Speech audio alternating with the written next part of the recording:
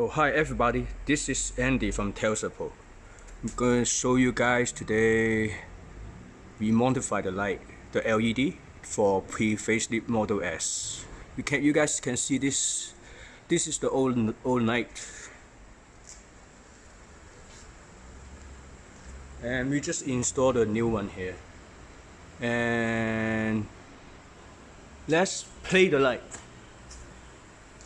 You can see it. It's working really good. Let's go for the high beam.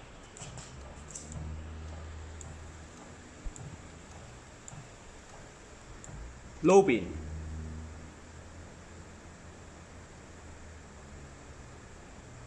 And signal light.